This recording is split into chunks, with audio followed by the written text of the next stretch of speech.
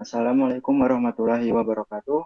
Perkenalkan, kita dari kelompok 4 ingin mempresentasikan hasil kerja kami yang bertemakan sistem informasi apotek. Sebelum kita presentasi, saya perkenalkan terlebih dahulu anggota kelompok kami, yaitu saya sendiri Muhsin Setiawan, NIM 2110 1050, cita-cita ingin menjadi orang sukses.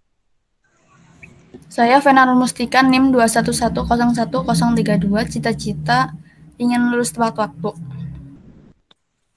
Saya Ega Surya Putra, NIM 211011034, cita-cita jadi orang baik. Saya Tabir Talenta Pasaribu, NIM 211011047, cita-cita jadi orang sukses. Saya Riko Armando dengan NIM 211011048, cita-cita membayar kedua orang tua. Saya Muhammad Alfani Akbar Bahtiar, NIM 211011054, cita-cita ingin menjadi pengusaha. Perkenalkan, nama saya Alia Laini Nurrohmah, NIM 21101101108, cita-cita ingin membahagiakan kedua orang tua. Selanjutnya adalah latar belakang. Pada web apotek yang kita buat ini dapat mempermudah dalam pengelolaan dan pencatatan barang atau obat yang ada di dalam apotek. Misalnya, database menyimpan transaksi pembelian, stok obat, dan transaksi penjualan obat. Data kemudian diproses oleh sistem informasi penjualan yang menghasilkan laporan untuk setiap kasir, termasuk laporan penjualan, laporan pembelian, dan laporan stok obat. Next.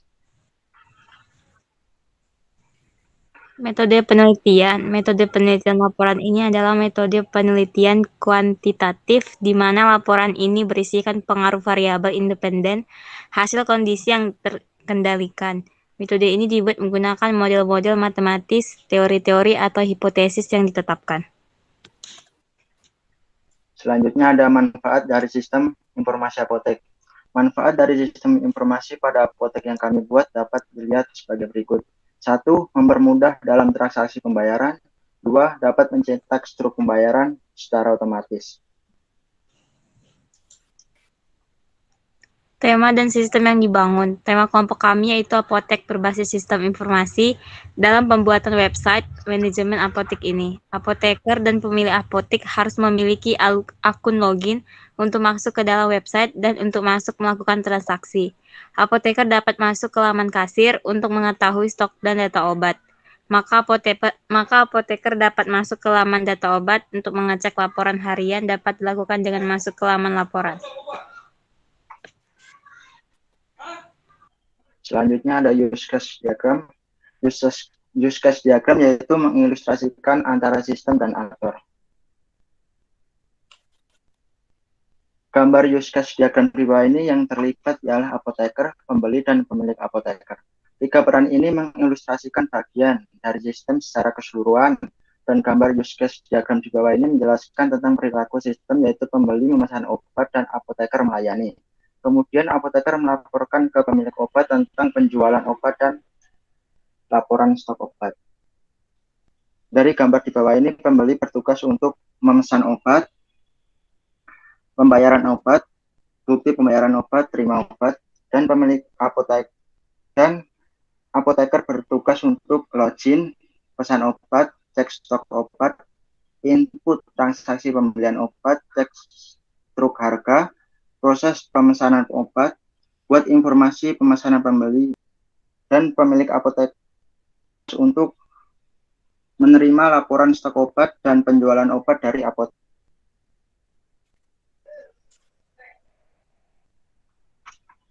Selanjutnya ada kelas diagram yang akan dijelaskan oleh Eka. Saya persilakan.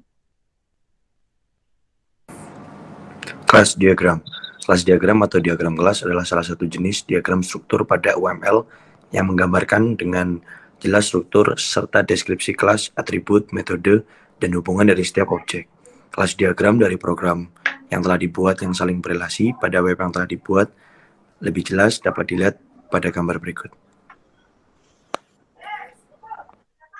Selanjutnya activity diagram akan dijelaskan oleh saya persilakan.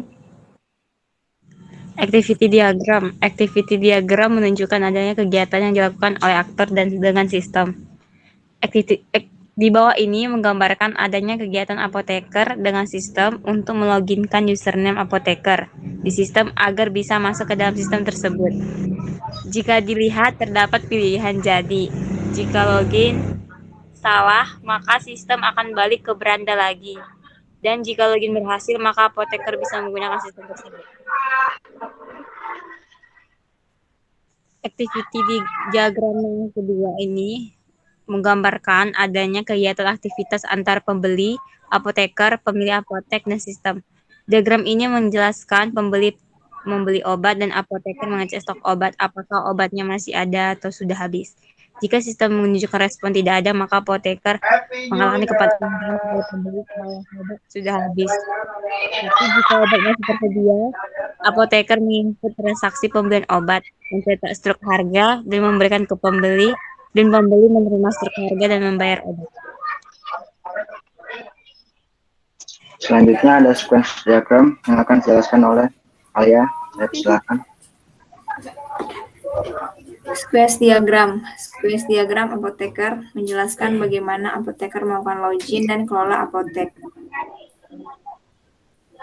Next.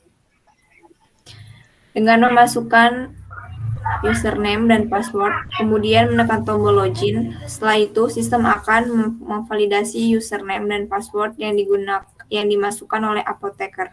Jika benar, maka sistem akan menampilkan dashboard. Jika salah, maka sistem akan menampilkan pesan bahwa username dan password yang dimasukkan salah dan kembali ke admin. Bisa dapat dilihat pada gambar berikut ini. Selanjutnya ada state chart diagram yang akan dijelaskan oleh Rena. Saya persilakan. State diagram merupakan bentuk lain dari permodelan dinamik yang menggambarkan seluruh kondisi yang mungkin muncul sebagai objek menspesifikasikan urutan dari pesan yang akan diterima oleh objek bersama-sama dengan tanggapan dari pesan tersebut. Next. State chart diagram kasir. Pada state chart diagram di bawah ini menjelaskan ketika apoteker login harus memasukkan username dan password. Jika benar, maka akan langsung muncul ke halaman menu. Jika salah, maka akan kembali ke halaman login. Di halaman menu terdapat 3 pilihan, yaitu transaksi penjualan obat, data obat, dan laporan penjualan. Yang kedua ada state chart diagram transaksi penjualan obat. Di bawah ini menjelaskan ketika keadaan apoteker sudah login dan memilih opsi transaksi penjualan obat pada bagian menu, maka akan muncul beberapa data yang harus diisi oleh apoteker seperti nama obat, jumlah obat, total harga obat, nama kasir, dan bayar. Jika uang yang dibayarkan pembeli lebih dari total harga, maka akan muncul harga kembalian dan apoteker mencetak struk.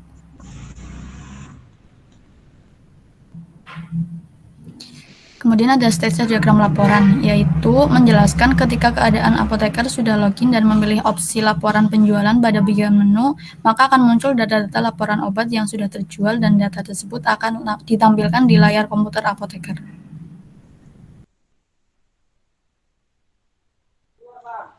Selanjutnya ada IRD yang akan dijelaskan oleh Riko. Saya persilakan. IRD, Entity Relationship Diagram. Next.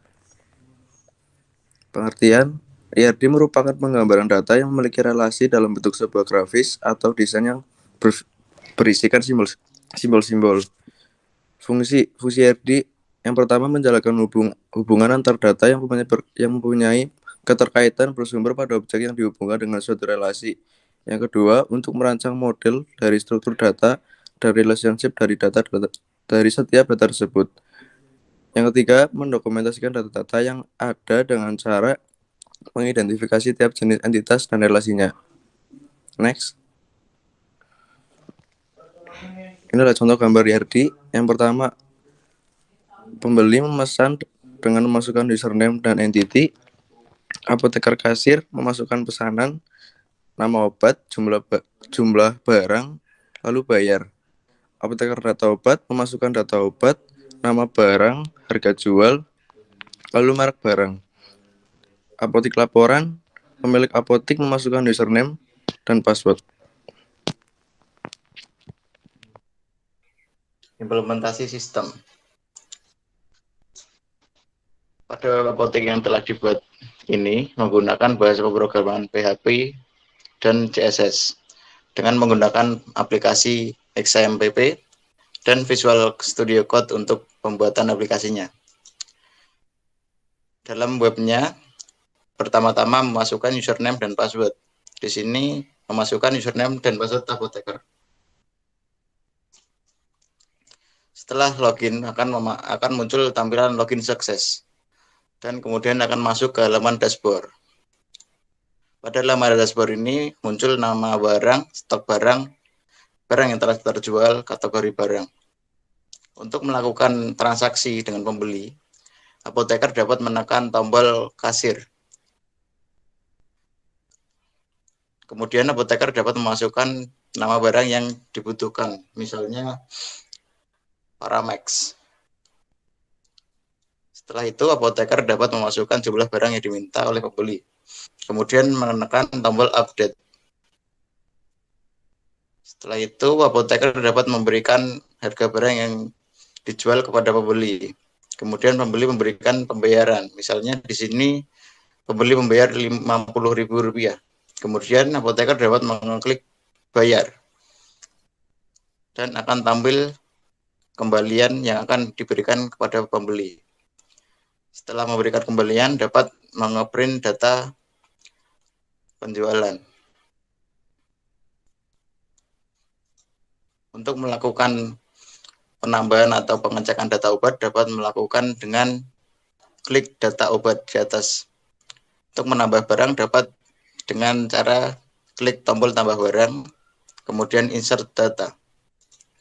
Untuk mengecek detail barang yang ada, dapat dengan mengklik tombol detail, maka akan tampil beberapa barang yang ada. Untuk mengedit atau menambahkan stok barang, dapat klik tombol edit. Untuk mengecek laporan penjualan, dapat dengan cara klik tombol laporan penjualan. Dan kemudian akan tampil barang-barang yang telah terjual sebelumnya. Untuk logout dari web ini, dapat dengan tombol logout, maka akan kembali ke halaman login seperti biasanya. Selanjutnya ada kesimpulan. Dengan adanya sistem informasi penjualan, pembelian, dan persediaan obat di sistem apotek yang kami buat, pengolahan data akan lebih efisien dan efektif sehingga mengurangi kesalahan pencatatan penjualan, pembelian, dan persediaan obat. Saran, apabila web ini diterapkan, penulis disarankan sebaiknya memiliki komputer dengan syarat minimal spesifikasi hardware dan software. Sekian dari kelompok kami, kurang lebihnya mohon maaf. Wassalamualaikum warahmatullahi wabarakatuh.